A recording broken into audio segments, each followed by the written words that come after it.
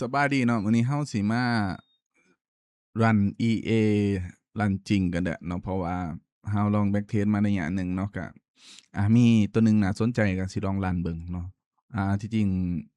วิดีโอนี้สร้างขึ้นมาเพื่อให้ความรู้เพื่อการศึกษาเท่านั้นบ่แม่นคำแนะนำหรือสักส่วนในการลงทุนใดๆการลงทุนในตลาด CFD และทรัพย์สินที่ใช้ leverage มีความเสี่ยงสูงและอาจเฮ็ดให้ท่านสูญเสียเงินลงทุนได้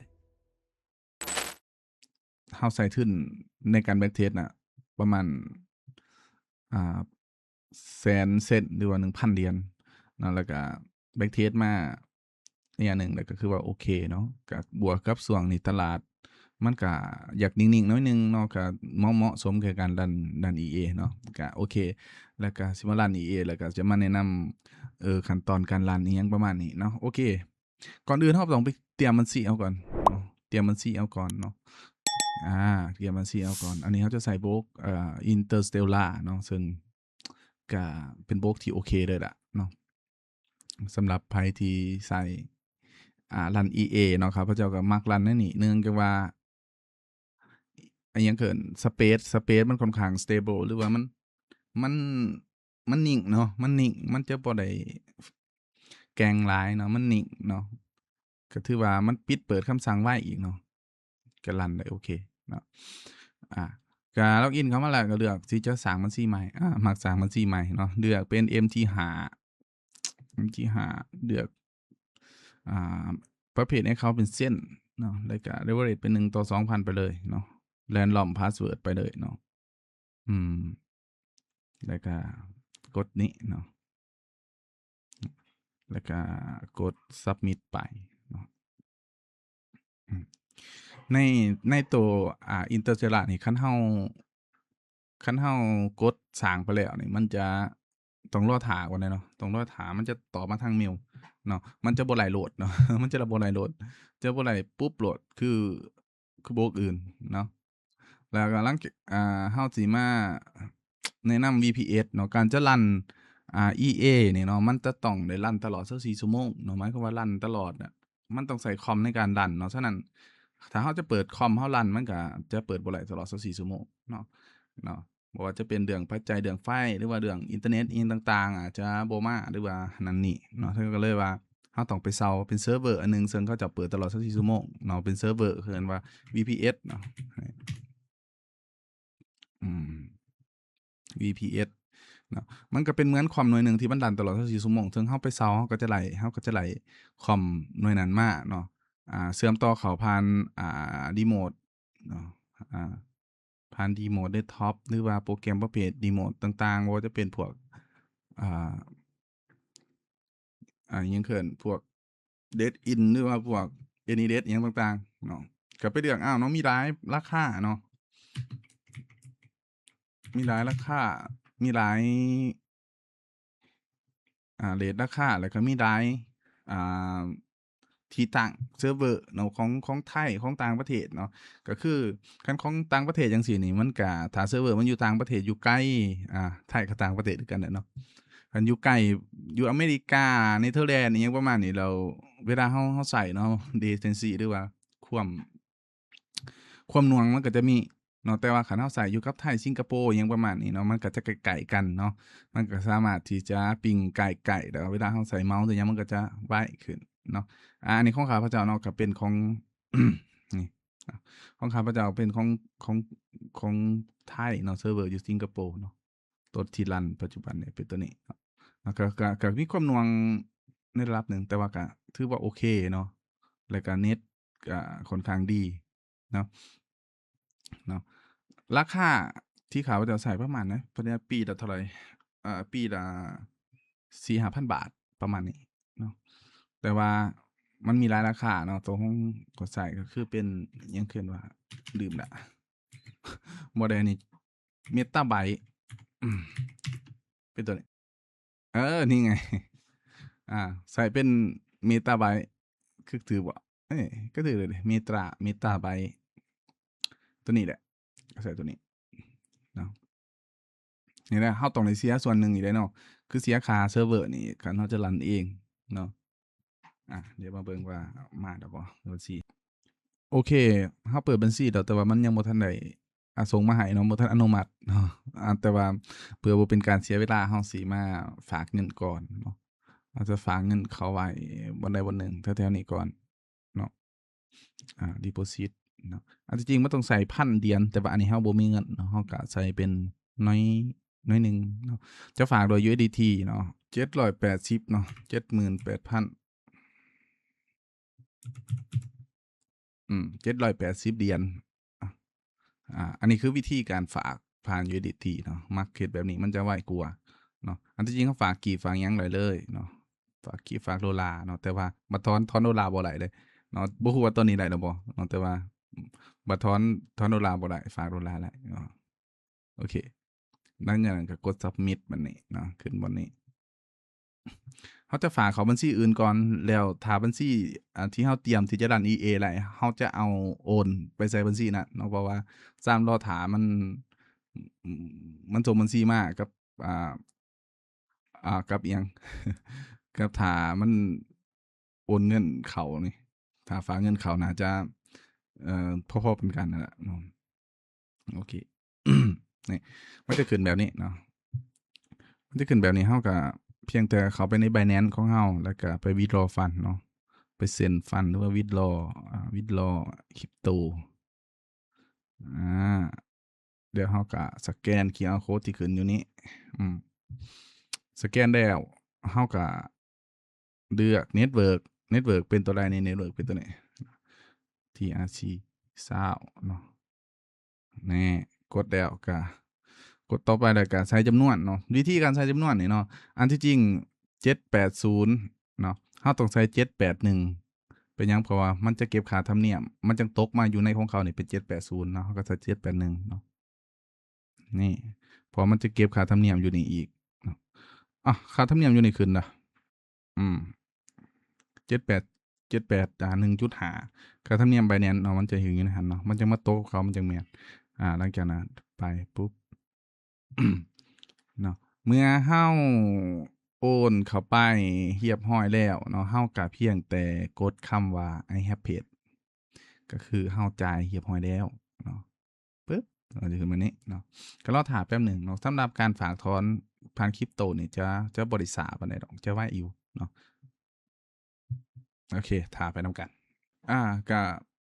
ท่ามาคราวหนึ่งน่าจะหลายแล้วเนาะเพราะว่าท่าประมาณ10ปลายนาทีเนาะเห็นอีเมลเขาแล้วเนาะตอนนี้ปิดออกไปหลายเนาะอันที่จริงปิดหลายแต่ล้นเนาะแล้วก็เข้ามาเบิ่งในแดชบอร์ดเนาะโอเคเงินเราเข้ามาแล้วโอเคเงินเข้ามาแล้วล่ะหลังจากนั้นเราจะล็อกอินกันเนาะล็อกอินกันเข้าอยู่ในโปรแกรมนี้ก่อนเนาะอันที่จริงเราโหลดอ่า MT5 ของ Interstellar มาหรือว่าของตัวอื่นตัวหยังก็ได้เนาะแล้วก็เอามาล็อกอินเข้าอยู่ในฝั่งเซิร์ฟเวอร์เนาะอยู่ใน VPS เนาะอ่าเราลืมบ่ได้ติดตั้งอันนั้น Interstellar MT5 ใน VPS อันนี้เป็น MTC ลืมไปเนาะก็ติดตั้ง MT5 เนาะบ่ฮู้ว่าแรมสิพอบ่ ตอนนี้แรมกินไปหลายแล้วเนาะ EA ตัวเดียวที่เรารันกันอยู่เนาะเป็นหยังคือกินแรมหลายเนาะเพราะว่า EA ก็กินส่วนหนึ่งแหละแต่ว่าเราเทรดมาลนดันมาลนแล้วอ่า history มันหลายเนาะมันมีบางอย่างมันต้องเลยโหลด history ฉะนั้น history เราขนาดว่าคอมปกติแล้วเนาะบ่แม่นเซิร์ฟเวอร์เนาะก็ยังค้างอยู่เนาะซื้อเซิร์ฟเวอร์นี่เราต้องเข้าใจว่าคันเราใส่สเปกสูงแรม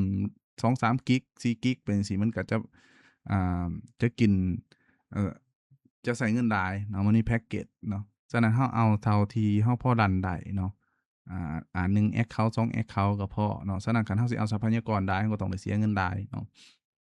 ฉะนั้นทรัพยากรต้องสำคัญทุกอย่างบ่จำเป็นก็ปิดออกเลยเนาะส่วนที่บ่จำเป็นออกเอ่อ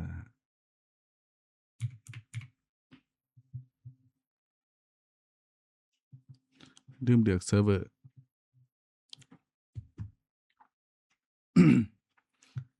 โอเค เดี๋ยวนี้ถือว่าล็อกอินเข้ามาหลายแล้วเนาะแต่ว่าเราบ่เห็นทองคำกับ XAU USD เนาะพิมพ์ซะนี่เนาะเห็นบ่ USD อืมหลังจากนั้นก็ลากมานี้ลากมานี่เฮาสิเอากิจเอาหยังพวกนี้ออกเบิดเนื่องจากว่าเฮาบ่อยากใช้ทรัพยากรหลาย history เฮาก็เบิ่งแค่เพียงวันเดียว today เท่านั้นเนาะอันนี้อิหยังนี่พวก Warlock Volume อิหยังต่างๆเอาออกเบิดเนาะโอเคหลังจากนั้นเฮาก็hide พวกนี้ออกเบิดเออแล้วก็เฮาบ่ทันมี EA เนาะเฮาจะเอา EA เฮามาลงเนาะอย่างอื่นเฮาก็ต้องไปเอา EA เฮาก่อน EA ในเครื่องของเฮาเนาะเครื่องของเฮาอยู่ไสในนี้จากอันนั้นแล้วเนาะในฝั่งอันนั้นแล้วเฮาก็มาที่ฝั่งเซิร์ฟเวอร์ของเฮามาที่ไฟล์เรียก Open Data Folder เออคือกันกับเฮาสิติดตั้ง EA นั่นแหละแล้วก็ว่า MT5 expert อ่าแล้วก็advisor วันนี้เนาะโทษ paste เข้าไป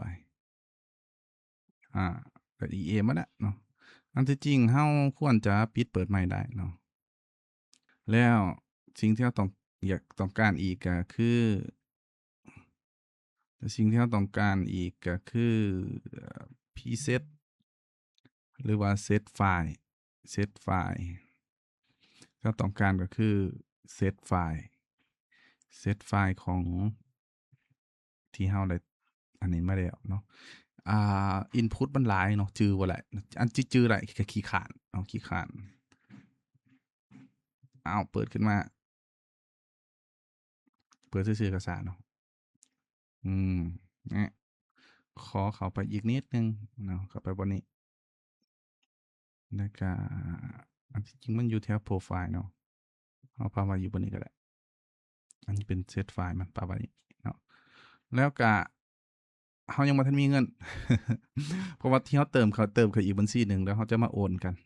โอนเข้าไปบัญชีของเขามา Interstellar เขามาที่ transfer อยู่บนนี้ปุ่มเขียวๆเนี่ยเนาะเลือกบัญชีใดที่เขามีเงินนะบัญชีนี้เนาะเติมเข้าไปบัญชีใหม่เท่าไหร่วะเลขบัญชีใหม่698อ่า698อยู่บนนี้ใส่อ่าจำนวน78123อืมประมาณนั้นสิรอดอยู่บ่ ก็เปิดเบิ่งในส่วงใดส่วงหนึ่งเฮาปิดเนาะโอเคโอนเรียบร้อยแล้วมาเบิ่งโอเคเข้ามาเนี่ย deposit เครดิตอิหยังบ่มีhistory โทษมาเบิ่งอย่างนี้